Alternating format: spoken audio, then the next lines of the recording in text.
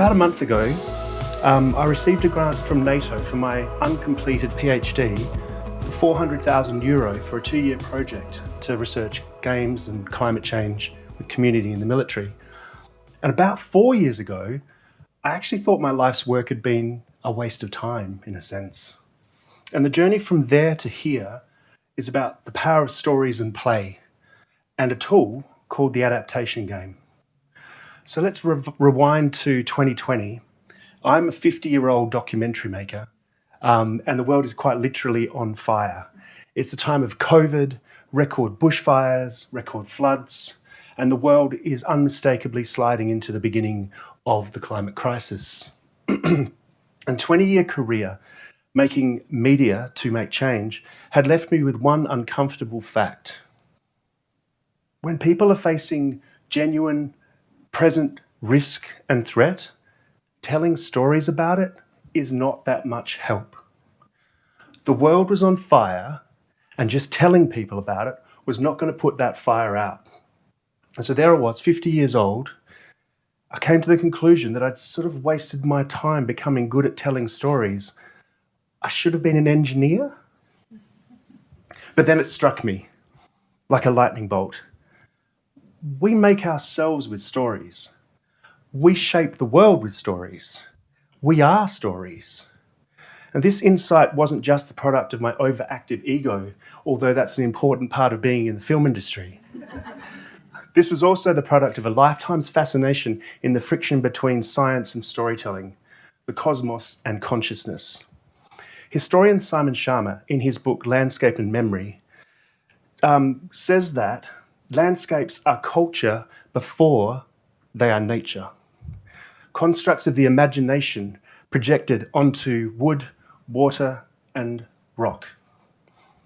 And this was the instinct, I think, that captured me as a documentary maker, which is a really interdisciplinary, transdisciplinary art form that merges power and meaning and politics and technology. For me, this art form had taken me to the most profound experiences that I've had in it with Australia's Indigenous people, some of Australia's Indigenous cultures. And it was in that work that I discovered stories can be a door to another world, or a door to an alternative version of this world. And that's what struck me at the age of 50, confronted by a planetary crisis. That the stories we are telling may be the cause of the crisis we're facing, and that it should be possible to create alternative story worlds for us to imagine the world that we need now, to imagine it and then build. Johan Rockström, founder of pioneer of the planetary boundaries framework, in the film Breaking Boundaries, described what we know about the planet Earth as a living network of knowledge, observing the planet and analysing the planet from deep cold oceans to the speeding stratospheric clouds, a planetary sense that is asleep.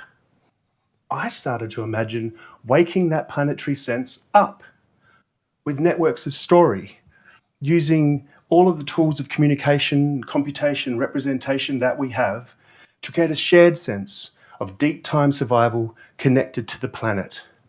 This was clearly a rather large idea that required proof. And that kind of came to me as self-evident and pragmatic. I'd seen firsthand, there's Johan, should have come up previously. I'd seen firsthand the power of local governments to make transformative change above and beyond state and federal governments. And I knew that they faced immediate and pressing and overwhelming consequences of climate change. So I decided to do a PhD as a kind of enabling context for a story project that would do something different, that would create something new. Not a film or a work of art or a poem or a book, but a tool to make climate science useful for local communities and governments. In Spider-Man, it happens when a radioactive spider bites the scientist. In Star Wars, it's this intergalactic struggle between the light and dark sides of the Force. In story, this is called a core loop, a story engine, the canon. Now, the difference between our story world and Star Wars is that our core loop is real.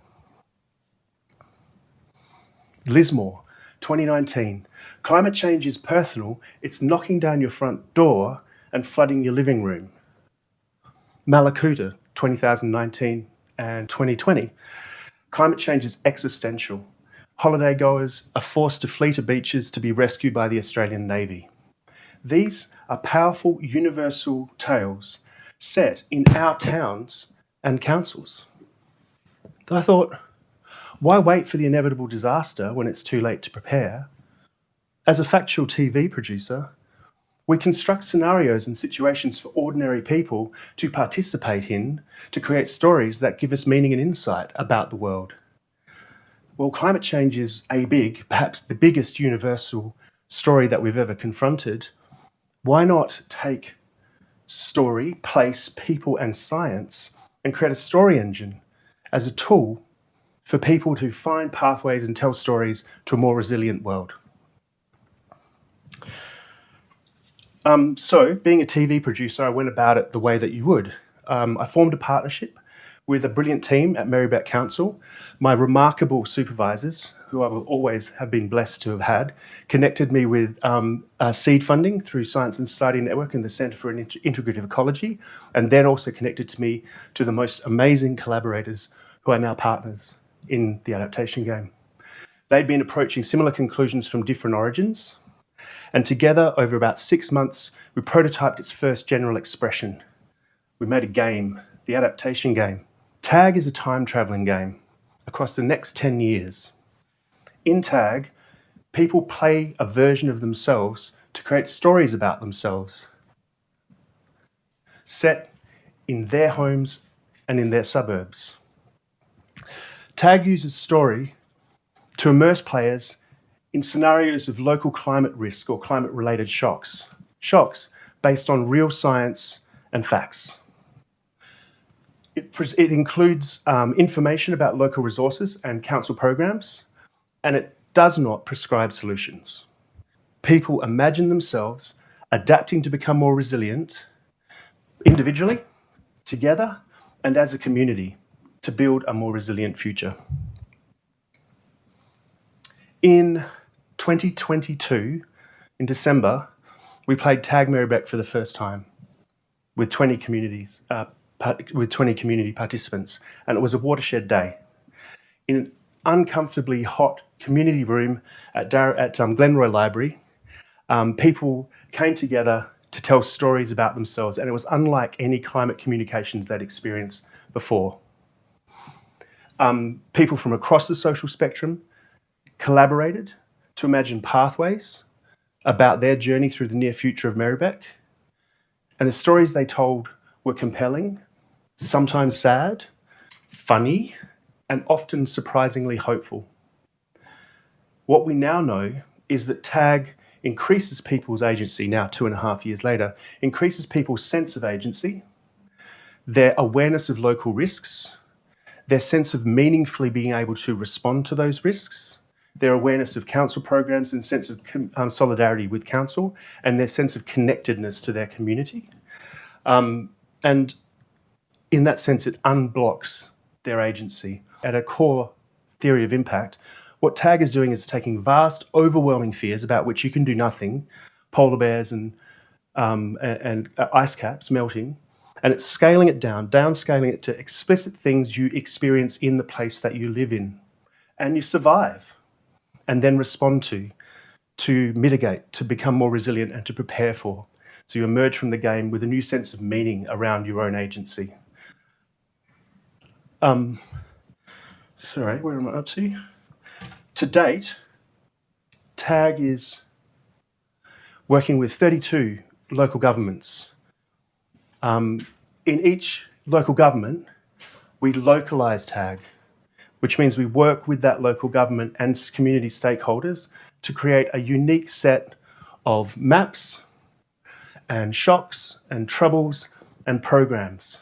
This alone is a really fast-growing database of risk and adaptation at a local government level that's informed by local government expertise and communities.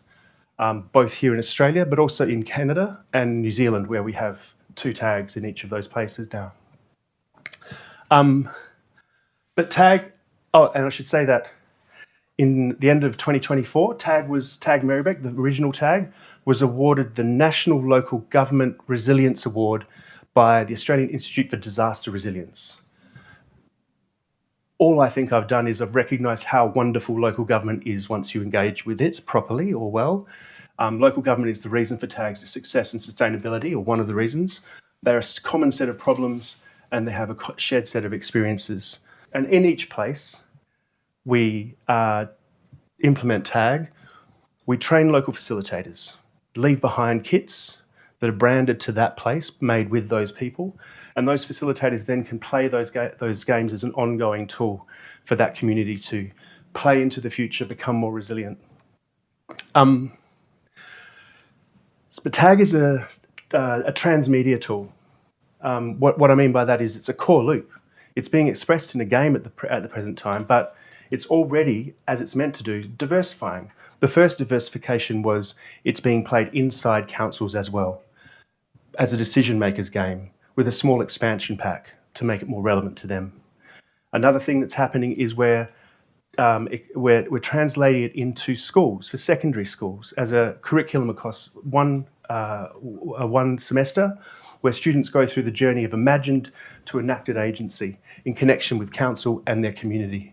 And then, as I mentioned, we've now received a grant from NATO to work with Canadian partners to build a system of games across scales, from community to security forces, to answer the question about force requirements in those coming disasters.